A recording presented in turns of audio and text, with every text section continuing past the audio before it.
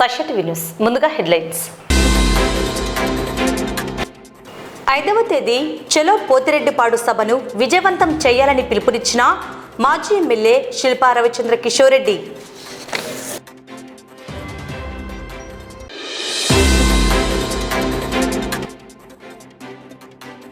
నంద్యాల జిల్లా బండియాత్మకూరులో డాక్టర్ అనిల్ కుమార్ ఆధ్వర్యంలో ఉచిత వైద్య శిబిరం.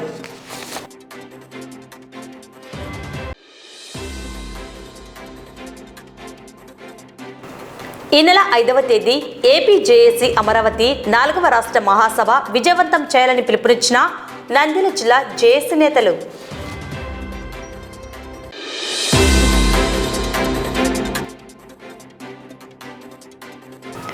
వైభవంగా శ్రీ జంబుల పరమేశ్వరి అమ్మవారి బోనాల పండుగ. పెద్ద ఎత్తున తరలివచ్చిన భక్తులు బోనాల సమర్పణ.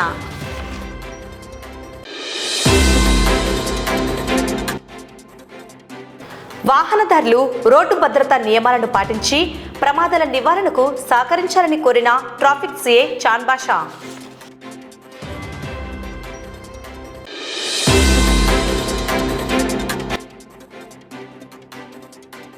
నంద్యాల పట్టణంలోని శ్రీనివాస సదన్లో వైభవంగా శ్రీనివాసుడి కళ్యాణోత్సవం.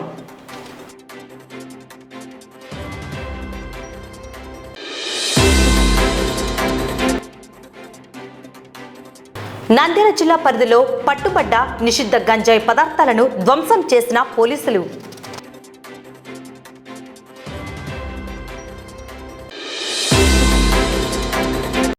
రాయలసీమ లిఫ్ట్ ఇరిగేషన్ ప్రాజెక్టు నిర్మాణం పూర్తి చేయాలన్న డిమాండ్తో, అలాగే రాయలసీమ ప్రాంతం సస్యశ్యామలం చేసేందుకు పెండింగ్లో ఉన్న అన్ని సాగునీటి ప్రాజెక్టులను ప్రభుత్వం పూర్తి చేయాలని కోరుతూ ఈ నెల 5వ తేదీ చలో పోతిరెడ్డిపాడు సభను విజయవంతం చేయాలని నంద్యాల జిల్లా వైఎస్ఆర్సీపీ అధ్యక్షుడు మాజీ ఎమ్మెల్యే కాటసాని రాంభూపాల్ రెడ్డి, మాజీ ఎమ్మెల్యే శిల్పా రవిచంద్ర కిషోర్ రెడ్డి, రాష్ట్ర మాజీ shop chairman Byreddy Siddhartha Reddy, YCP రాష్ట్ర కార్యదర్శి దేశం సుధాకర్ రెడ్డి, నంద్యాల జిల్లా మేధావుల విభాగం అధ్యక్షుడు రసూల్ ఆజాద్, వైసీపీ నాయకులు పిలుపునిచ్చారు.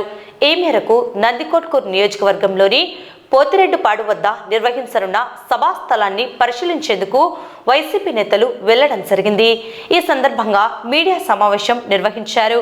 రాయలసీమ రైతాంగానికి రాష్ట్ర ముఖ్యమంత్రి చేసిన ద్రోహాన్ని, తెలంగాణ రాష్ట్ర సీఎంతో ఏపీ సీఎం చేసుకున్న చీకటి ఒప్పందాన్ని మాజీ ఎమ్మెల్యే శిల్పా రవిచంద్ర కిషోర్ రెడ్డి తీవ్రంగా ఖండించారు. రాయలసీమ ప్రాంతంలో ఉన్న అన్ని సాగునీటి ప్రాజెక్టులను పూర్తి చేసేందుకు వైఎస్ఆర్సీపీ నేతలు రాజకీయాలకు అతీతంగా ముందుకు వచ్చి రైతాంగం బాగుండాలని, రాష్ట్రం బాగుండాలని కోరుతూ పోతిరెడ్డిపాడు వద్ద సభను నిర్వహించడం జరుగుతుందని, ఈ సభకు రాయలసీమ ప్రాంతంలోని అన్ని జిల్లాలకు చెందిన రైతులు, వ్యవసాయ సంఘాల నేతలు, ప్రజా సంఘాల నేతలు పెద్ద ఎత్తున పాల్గొని జయప్రదం చేయాలని వారు పిలుపునిచ్చారు. ఈ కూటమి ప్రభుత్వం ఆపిన పరిస్థితుల వల్ల రాయలసీమకి ఎంత అన్యాయం జరగబోతుందో, రాబోయే తరాలకి ఎంత అన్యాయం చేయబోతున్నారో గుర్తించి ఈరోజు ప్రియతమ నాయకులు జగన్మోహన్ రెడ్డి గారి ఆదేశాల మేరకు ఒక భారీ బహిరంగ సభని నందికొట్కూరు నియోజకవర్గంలో ఏర్పాటు చేసి ఇప్పుడే సభాస్థలి వద్దకు వెళ్ళి అన్ని పరిశీలించిన తర్వాత 5వ తేదీన ఈ మీటింగ్ సక్సెస్ చేయాలని చెప్పేసి రైతులందరినీ కూడా కోరుకుంటున్నాం. ఎందుకంటే ఇదేదో కేవలం వైఎస్ఆర్సీపీ పార్టీకి సంబంధించిందో లేకపోతే ఒక నియోజకవర్గానికి సంబంధించిన పరిస్థితి కాదు, యావత్ ఆంధ్ర రాష్ట్ర భవిష్యత్తుకి సంబంధించినటువంటి పరిస్థితి. ఈరోజు పక్క రాష్ట్ర ముఖ్యమంత్రి, మన రాష్ట్ర ముఖ్యమంత్రి గారు చీకటి ఒప్పందాన్ని బయట పెట్టకపోయినంటే ఇప్పటిదాకా కూడా మనకి ఈ విషయాలు తెలిసేవి కాదు. మనం ఎంతసేపు ఉన్నా సరే కూటమి ప్రభుత్వం వచ్చే 18 నెలలు దాటింది, ఎందుకబ్బా ఇప్పుడు దాకా ఒక పని కూడా జరగడం లేదు అని చెప్పేసి మనం అనుకుంటూనే ఉన్నాం. కేంద్ర ప్రభుత్వాన్ని తన చేతులతోటి నిలబెట్టినాను అని చెప్పుకునేటువంటి చంద్రబాబు నాయుడు గారు ముఖ్యమంత్రిగా ఉన్నటువంటి పరిస్థితుల్లో ఎందుకబ్బా ఇంకా ఇప్పుడు దాకా కోర్టు కేసుని కొట్టివేయలేదు, మొత్తం అంతా చక్రం తిప్పే చంద్రబాబు నాయుడు గారు ఇప్పుడు చక్రం తిప్పలేకపోతున్నారు అని చెప్పేసి మనం అందరం కూడా ఆలోచిస్తున్నటువంటి పరిస్థితి. కానీ విషయం స్వయాన పక్క రాష్ట్రం వంటి ముఖ్యమంత్రి గారు అసెంబ్లీ సాక్షిగా చేస్తే దానికి ఇప్పటిదాకా సమాధానం లేదు. ఎవడైనా సరే 83% జరిగినటువంటి పనులు పూర్తయినటువంటి ప్రాజెక్ట్ని ఈరోజు మాకు అవసరం లేదు, మేము దాన్ని తిరిగి మొదలు పెట్టబోమని చెప్పే నాయకుడు ఎవరైనా ఉంటారా అని చెప్పేసి అడుగుతాం. ఈరోజు నీళ్ళు వస్తాయని చెప్పేసి ప్రతి ఒక్కరికి తెలుసు. తెలంగాణ 798 అడుగుల్లో నీళ్ళు ఏ రకంగా అయితే తీసుకెళ్తుందో రాయలసీమకు కూడా ఆ రకంగా తీసుకెళ్లడానికి జగన్మోహన్ రెడ్డి గారు ప్రయత్నం చేస్తే రాయలసీమకి ఈరోజు తూట్లు పొడుస్తున్నటువంటి వ్యక్తి చంద్రబాబు నాయుడు గారు. గతంలో ఆయన హయాంలోనే బీఆర్ఎస్ గవర్నమెంట్ అటు పక్కన ప్రాజెక్టులన్నీ కూడా జరుపుకుంటుంటే ఆ రోజు కూడా ఎటువంటి చర్యలకు పాల్పడలేదు. ఆ రోజు ఓటుకు నోటు కేసులో దొంగగా దొరికిపోయి ఎక్కడ తన మీద కేసులు పెడతారని ఒక భయంతో ఆ రోజు చంద్రబాబు నాయుడు గారు పారిపోయి వచ్చి గొంతెత్తి ప్రశ్నించే పరిస్థితుల్లో లేడు. ఈరోజు రేవంత్ రెడ్డి గారు ఉంటే ఆయనతోటి ఒక చీకటి ఒప్పందం. ఎవరైనా సరే ఈ రాష్ట్ర ప్రజల వారికి న్యాయం చేయాలని చెప్పేసి ప్రయత్నం చేస్తారు, కానీ పక్క రాష్ట్రం వాళ్ళతోటి చీకటి ఒప్పందం చేసుకొని బయటకు వస్తారని అయితే ఏ రాష్ట్ర ముఖ్యమంత్రి కూడా చేయరు. దీన్ని రాయలసీమ ప్రజలందరూ కూడా తీవ్రంగా ప్రతిఘటించాలి. ఎందుకంటే ప్రతి ఒక్క దాంట్లో రాయలసీమ ఎక్కడైనా డెవలప్ అవుతుందంటే దాన్ని అడ్డుకునే ప్రయత్నం జరుగుతోంది. మన కర్నూలుకి జగన్మోహన్ రెడ్డి గారు హైకోర్టుని తీసుకొస్తాను, 3వ రాజధాని చేస్తాను అని చెప్పేసి ఆయన ప్రకటిస్తే దాన్ని కూడా ఈరోజు మీకు అవసరం లేదు రాజధాని, మీకు కేవలం ఒక బెంచ్ ఇస్తే సరిపోతుంది అని చెప్పి మన మొహాన్ని ఒక బెంచ్ కొట్టే పరిస్థితి. ఈరోజు అనంతపూర్ జిల్లాకి ఎయిమ్స్ హాస్పిటల్ని తీసుకొని వస్తే దాన్ని కూడా మీ మొహాలకి ఇది అవసరం లేదు అని చెప్పి మంగళగిరికి తీసుకెళ్ళినటువంటి పరిస్థితి. ఈరోజు జిల్లాకు ఒక మెడికల్ కాలేజ్ అండ్ హాస్పిటల్ మనకి ప్రకటిస్తే అవి కూడా మీ మొహాలకి అవసరం లేదు, దానిని కూడా నేను రద్దు చేస్తున్నాను, పేద పిల్లలు చదువుకోవడానికి కూడా ఇబ్బందులు పడే ఈ పరిస్థితుల్లో దాన్ని ప్రైవేటైజ్ చేసి డబ్బులు సంపాదిస్తానని చెప్పేసి చెప్పేటువంటి వ్యక్తి. ఒకవైపు ఏమో మెడికల్ కాలేజీలకి డబ్బు లేదంటాడు, ఇంకొక వైపు ఏమో 1750 కోట్ల రూపాయలతోటి ఎన్టీఆర్ గారి విగ్రహం పెడతానని చెప్పేసి ఇదే మహానుభావుడు ప్రకటిస్తాడు. మరి దానికి డబ్బులు యాడ్ నుంచి వచ్చినాయంటే దానికి ఎవరు పలకరు. ఈరోజు మాట్లాడితే ఏదైనా ఒక సంఘటన జరిగితే డైవర్షన్ టాపిక్, డైవర్షన్ పాలిటిక్స్. మీకు గుర్తే ఉంటుంది, అధికారం చేపట్టిన తర్వాత ప్రజలందరూ కూడా మీరు 6 హామీలు ఇచ్చినారు, సూపర్ 6 అని చెప్పేసి అధికారంలోకి వచ్చినారు, దాన్ని ఎప్పుడు మీరు అమలు చేస్తారని ప్రజల్లో ఉంచి ఒక ఆవేదనతోటి బయటికి మాట్లాడుతున్నారు అన్న వెంటనే ఒక డైవర్షన్ టాపిక్ తిరుపతి లడ్డు అని చెప్పేసి తీసుకొచ్చినారు. తిరుపతి లడ్డు తోటి ఒక డైవర్షన్. మేము నిన్న అనుకుంటూనే ఉన్నాం, ఈరోజు మనం ఒక పెద్ద కార్యక్రమం చేస్తున్నాం. తిరుపతి లడ్డులో ఎటువంటి జంతు కొవ్వు లేదు అని చెప్పేసి రిపోర్ట్స్ వచ్చినాయి. అదేదో వైఎస్ఆర్సీపీ ప్రభుత్వంలో వచ్చిన రిపోర్ట్లు కాదు, ఈ కూటమి ప్రభుత్వంలో ఈ కూటమి ఏర్పాటు చేసినటువంటి సిట్ ప్రకటించినటువంటి రిపోర్ట్లు, వాళ్ళ హయాంలో జరిగినటువంటి ఎంక్వైరీలో వచ్చినటువంటి రిపోర్ట్లు. మరి దాంట్లో జంతు కొవ్వు లేదు కదా, దీన్ని బయటికి చెప్పాలి కదా, ఎందుకంటే మొన్నటిదాకా జంతు కొవ్వు ఉంది అని చెప్పేసి ప్రతి ఒక్కరికి చెప్పినారు వీళ్ళు. మనం ఒక కార్యక్రమం చేద్దామని చెప్పేసి నేను ఒక కార్యక్రమం చేస్తున్నప్పుడే అనుకున్నాం ఈరోజు ఏదో ఒకటి జరుగుతుందిరా రాష్ట్రంలో, మళ్ళీ దీన్ని పక్కదారి పట్టిస్తాడు చంద్రబాబు నాయుడు గారు అని అనుకున్నట్టుగానే అంబటి రాంబాబు గారిది నిన్న రాత్రి దాడి జరిగింది. మరి అంబటి రాంబాబు గారి విషయంలో కూడా ఎందుకు జరిగింది అనే దాని మీద కూడా మాట్లాడుకోవాలి. అక్కడ ఫ్లెక్సీ ఎవరు పెట్టినారు, ఈరోజు అసలు రాష్ట్రంలో పోలీస్ వ్యవస్థ అనేది ఉందా లేదా, ఈరోజు ఎక్కడైనా సరే ఏ ఊర్లో అయినా సరే మీరు కర్రలు పట్టుకొని తిరుగుతూ ఉంటే పోలీసులు ఎక్కడికి పోయినారని చెప్పేసి ప్రశ్నిస్తున్నాం. అంటే పోలీస్ వ్యవస్థ లేదా, పోలీస్ వ్యవస్థకి బాధ్యత లేదా, పోలీసులు అనేవాళ్ళు అసలు ఈ రాష్ట్రంలో ఉన్నారా లేదా అని చెప్పేసి ఈ సందర్భంగా ప్రశ్నిస్తున్నాం. ఒకవేళ నిజంగా తప్పు చేసిందంటే శిక్షించాల్సింది పోలీసులా లేకపోతే ప్రజలా అని చెప్పేసి అడుగుతా ఉన్నాం. కార్యకర్తలు శిక్షిస్తారా లేకపోతే పోలీసులు శిక్షిస్తారా అని చెప్పేసి అడుగుతున్నాం. ఒకవేళ కార్యకర్తలే శిక్షిస్తారు అని చెప్పేసి డిసైడ్ అవుతే ఇంకా పోలీస్ వ్యవస్థని రద్దు చేసి అందరు ఇళ్లలో కూర్చోమని చెప్పేసి కూడా మేము ఈ సందర్భంగా డిమాండ్ చేస్తాము. సినిమాల్లో చూస్తూ ఉంటాం, మొత్తం జరిగిన సంఘటన అంతా జరిగిన తర్వాత చివరాఖరి సినిమాల్లో క్లైమాక్స్ అయిపోయిన తర్వాత వస్తారు పోలీసులు. అక్కడన్నా క్లైమాక్స్ లో పోలీసులు వస్తారు, ఇక్కడైతే క్లైమాక్స్ లో కూడా పోలీసులు కనపడటం. ఈ సినిమాలో పోలీసులు అనే వాళ్ళే లేరు. డీజీపీ గారికి పాపం మనుషుల్ని తీసుకెళ్ళడానికి జీపులు కూడా లేవంట, నడుచుకుంటూ తీసుకెళ్తారు. అంటే ఇంత దారుణమైన వ్యవస్థ ఎప్పుడైనా తిరిగి ఎవరైనా చూసినారా అని చెప్పేసి. ఈ రాయలసీమలోనే ఎన్నో దశాబ్దాలుగా ఫ్యాక్షన్తో నలిగిపోయినటువంటి పరిస్థితుల్లో కూడా ఇటువంటి దుర్మార్గమైన పోలీస్ వ్యవస్థను ఎప్పుడైనా చూసినారా అని చెప్పేసి అడుగుతాం. ఎక్కడైనా అసలు పోలీస్ వ్యవస్థ అనేది ఉందా అని చెప్పేసి అడుగుతాం. ఇంత దిగజారుడు రాజకీయాలు, ఇంత డైవర్షన్ పాలిటిక్స్ గతంలో ఏ నాయకుడు కూడా చేసినటువంటి పరిస్థితులు కనపడటంలా. ఈరోజు చాలా బాధాకరమైన విషయం ఏంటంటే, అదే తిరుపతి కొండ మీద ఏ భగవంతుడైతే చంద్రబాబు నాయుడు గారిని కాపాడినాడో, ఈరోజు అదే భగవంతుడి మీద రాజకీయం చేయడం అనేది ఎంతవరకు సబబు అని చెప్పేసి ప్రశ్నిస్తున్నాం. మరి దీని అన్ని దానికి కూడా భవిష్యత్తులో తప్పకుండా ఒకవేళ ప్రజలకి మీరు సమాధానం చెప్పకపోతే ఆ భగవంతుడికి మాత్రం సమాధానం చెప్పాల్సిన రోజు వస్తుంది.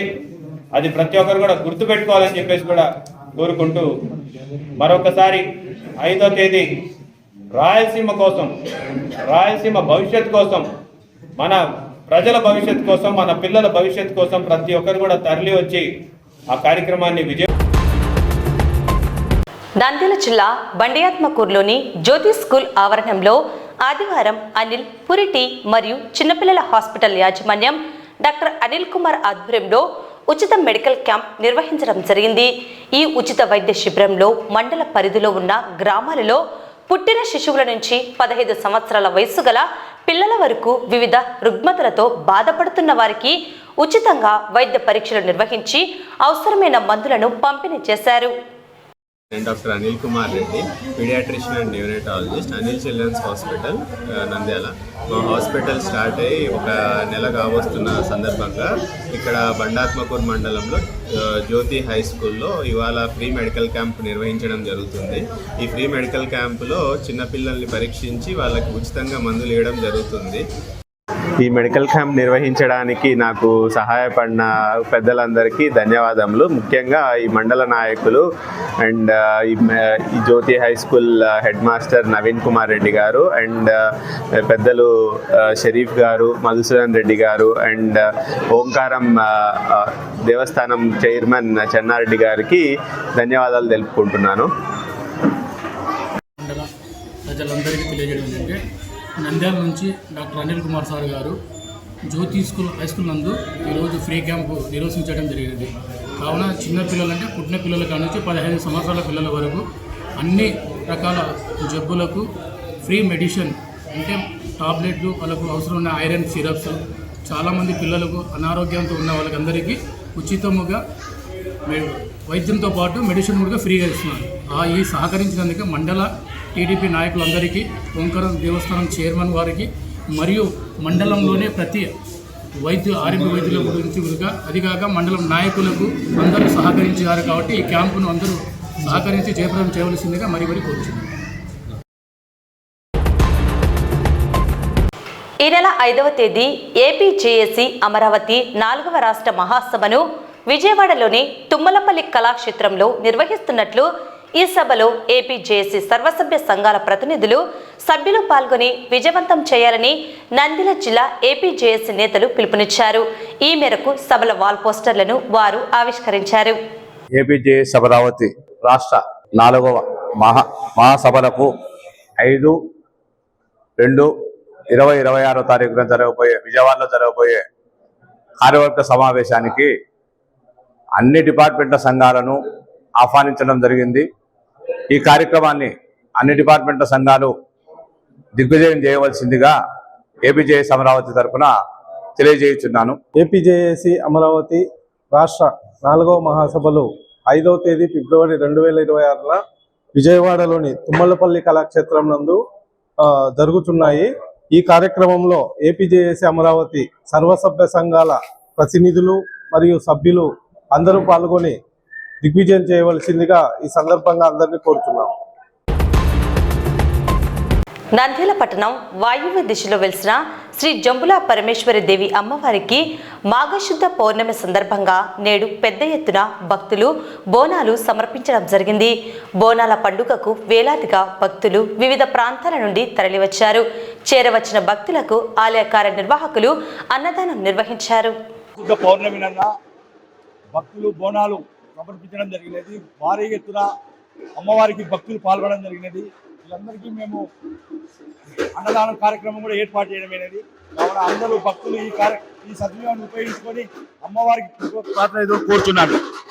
మన గుడి మన బాధ్యత వారు ఈ సంవత్సరం ప్రత్యేకంగా 130 మందితో బోనాలతో ఆంజనేయ స్వామి గుడి నుంచి అమ్మవారి సన్నిధానంకు ప్రత్యేకంగా రావడం జరిగినది. ఈ సంవత్సరం కొత్తగా మొదలు పెట్టారు. వారికి ఆలయ కమిటీ తరపున స్వాగతం సుస్వాగతం. వారందరికీ ఆ అమ్మవారి ఆశీస్సులు ప్రత్యేకంగా ఉండాలని మనస్ఫూర్తిగా కోరుకుంటున్నాము.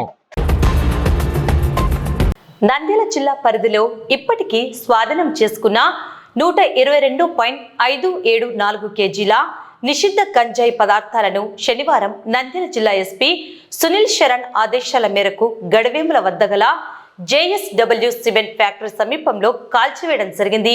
ఈ కార్యక్రమంలో జిల్లా SP ASP Yugandhar Babu, Panyam CI Kiran Kumar Reddy, prohibition and excise CI, Gadavemula MRO, JSW సిబ్బంది పాల్గొన్నారు. యువత గంజాయి ఇతర మత్తు పదార్థాలకు దూరంగా ఉండాలని పాణ్యం సిఐ సూచించారు. యువకులు తమ భవిష్యత్తును దృష్టిలో ఉంచుకుని చెడు వ్యసనాలకు బానిసలు కారాదని కోరారు. మాదక ద్రవ్యాలు సేవించే వారిపై కఠిన శిక్షలు విధించడం జరుగుతుందని హెచ్చరించారు. వాహనదారులు రోడ్డు భద్రతా నియమాలను పాటించి ప్రమాదాల నివారణకు సహకరించాలని నంద్యాల ట్రాఫిక్ సిఐ చాన్బాష కోరారు.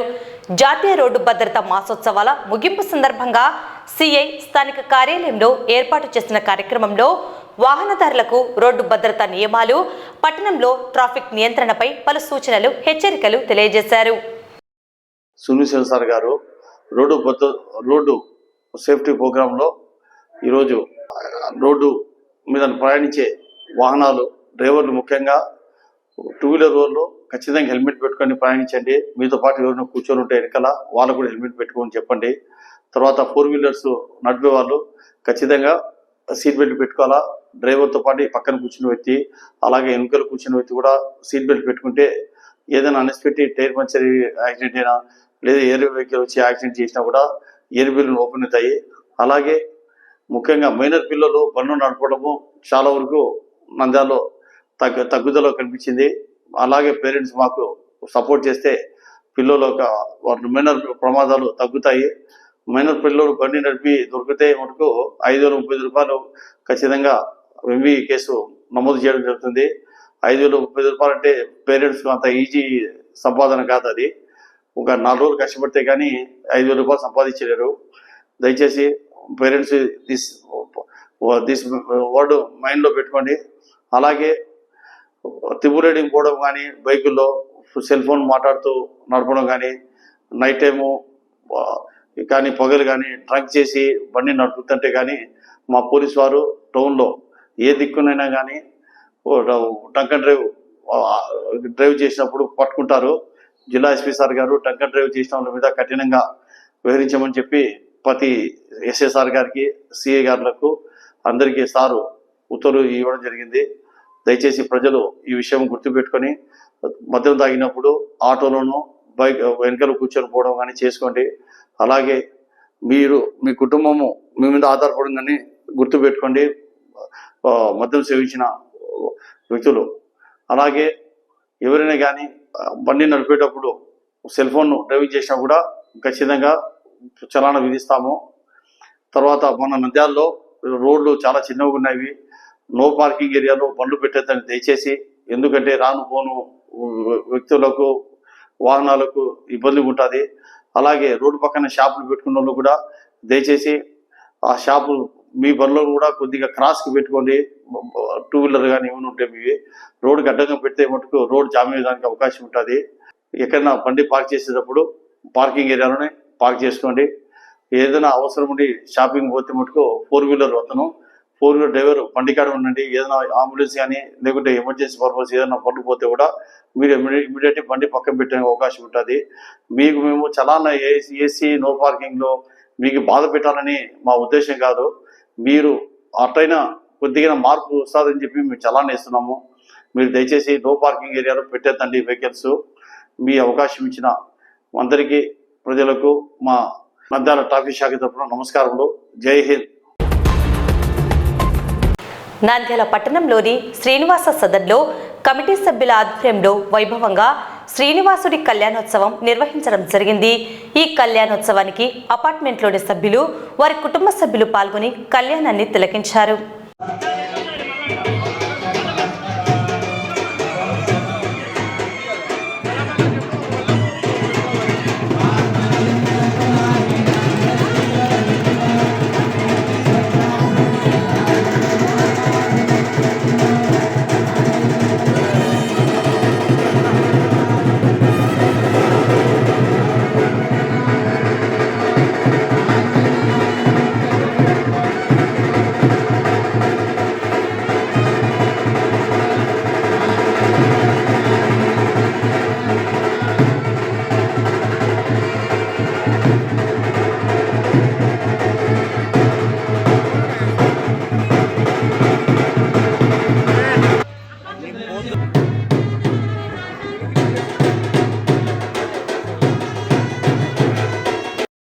ఓం నమో వెంకటేశాయ. ఇది ఈరోజు చాలా సుదినము, మాఘమాసము, మాఘ పౌర్ణిమ, పుష్య నక్షత్రము, భాను పుష్యార్క యోగము అని చెప్పేసి ఈ రోజున అంటారు. ఇటువంటి విశేషమైనటువంటి దినమున ఆ శ్రీమన్నారాయణ ఎవరైతే అర్చిస్తారో వారికి ఆరోగ్య వృద్ధి అవుతుంది అని చెప్పేసి గురు పుష్యార్క యోగము అని చెప్పేసి, గురువారం పుష్య నక్షత్రం వస్తే గురు పుష్యార్క యోగం అని చెప్పేసి అంటాము. ఆ రోజున సువర్ణము, బంగారం కొంటే అది సంపద వృద్ధి అవుతుంది. మరి భానువారము ఈ ఆరోగ్యాన్ని ఇచ్చేటువంటి వాడు ఆ యొక్క సూర్యనారాయణుడు. ఇటువంటి దినమున పుష్య నక్షత్రం వచ్చినప్పుడు ఆ భగవంతుని స్మరణ చేస్తే ఆరోగ్య వృద్ధి అవుతుంది అని చెప్పేసి. అయితే ఇది ఒక అపార్ట్మెంట్, ఇది శ్రీనివాస అపార్ట్మెంట్ అని చెప్పేసి ఇక్కడ అసోసియేషన్ వర్గ సభ్యులు ఉత్సాహంతో స్వామి కళ్యాణం చేయాలి అని చెప్పి సంకల్పం చేశారు వీరు. అదే భాగవతం పద్యం ఉంది, ఇందుగలడందు లేడని సందేహము వలదు చక్రి సర్వోపగతుండు అన్నట్లుగా ఆ భగవంతుడు ఇక్కడ అక్కడ ఎక్కడా అని కాదు, ఆ స్వామిని అత్యంత భక్తితో ఎవరైతే కొలుస్తారో ఆ కొలిచిన ప్రదేశమందే అతను సాక్షాత్కరిస్తాడు ఆ స్వామి. మరి ఇది ఒక అపార్ట్మెంట్, ఇక్కడ ఎటువంటి భగవత్ సన్నిధానం ఏమీ లేదు. అయినా కూడా వీరు భక్తులందరూ, ఈ అసోసియేషన్ లో ఉన్నటువంటి వారు, ఈ అపార్ట్మెంట్ లో, ఈ ఫ్లాట్స్ లో ఉన్నటువంటి ఈ సభ్యులందరూ కలిసి ఆ మనస్సులోనే భగవంతుని స్మరించారు. మరి భగవంతుడిని స్మరిస్తానే అతడు ఆ ప్రహ్లాదుడు, గజేంద్రుడు స్వామిని కొలవగానే వచ్చేశాడు అనమాట ఆ యొక్క భగవంతుడు. ఆ విధంగా వీరంతా కూడా ఆ గజేంద్రుడు ఏ విధంగా అయితే ఆ స్వామిని ప్రార్థించారో అదే విధంగా ఏ స్వామి చక్రధారి అని చెప్పి ఆ యొక్క స్వామిని ప్రార్థించిన వెంటనే స్వామి ఈ యొక్క అపార్ట్మెంట్ లో కొలువై ఆ కళ్యాణాన్ని, తత్పూర్వముగా అభిషేకాన్ని ఈ విధంగా చాలా భక్తి శ్రద్ధలతో వీరంతా కూడా ఆచరించారు. వీరందరికీ కూడా భగవంతుడు ఆయురారోగ్య ఐశ్వర్యాలిచ్చి అచంచలమైనటువంటి భక్తిని నిరంతరం ఇదే విధంగా వారిలో మెదలుతూ ఆ భక్తి శ్రద్ధలతో భగవంతుని నిరంతరము పూజిస్తూ మరీ సంవత్సరం, మరీ మాఘం పౌర్ణిమ ఈ విధంగా ప్రతి సంవత్సరం కూడా భగవంతుని కళ్యాణం చేసుకుంటూ వారందరికీ కూడా భగవంతుడు ఆయుర ఆరోగ్య ఐశ్వర్యాలు ఇవ్వాలని చెప్పేసి నేను కూడా మనసారా స్వామిని ప్రార్థిస్తున్నాను. ఓం నమో వెంకటేశాయ. వార్తలు ముగించే ముందు ముఖ్యాంశాలు మరోసారి. 5వ తేదీ చలో పోతిరెడ్డిపాడు సభను విజయవంతం చేయాలని పిలుపునిచ్చిన మాజీ ఎమ్మెల్యే శిల్పా రవిచంద్ర కిషోర్ రెడ్డి.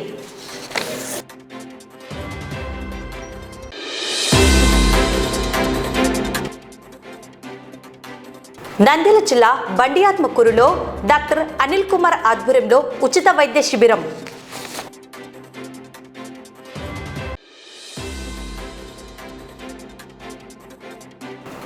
ఈ నెల 5వ తేదీ ఏపీ జేఏసీ అమరావతి 4వ రాష్ట్ర మహాసభ విజయవంతం చేయాలని పిలుపునిచ్చిన నంద్యాల జిల్లా జేఏసీ నేతలు.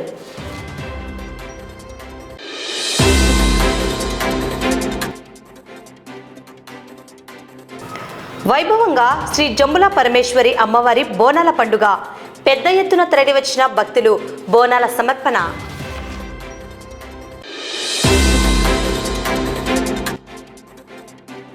వాహనదారులు రోడ్డు భద్రతా నియమాలను పాటించి ప్రమాదాల నివారణకు సహకరించాలని కోరిన ట్రాఫిక్ సిఐ చాన్ బాషా.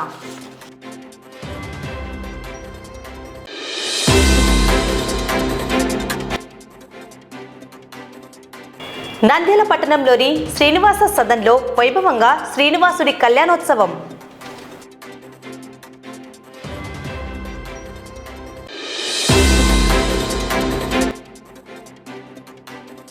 నంద్యాల జిల్లా పరిధిలో పట్టుబడ్డ నిషిద్ధ గంజాయి పదార్థాలను ధ్వంసం చేసిన పోలీసులు.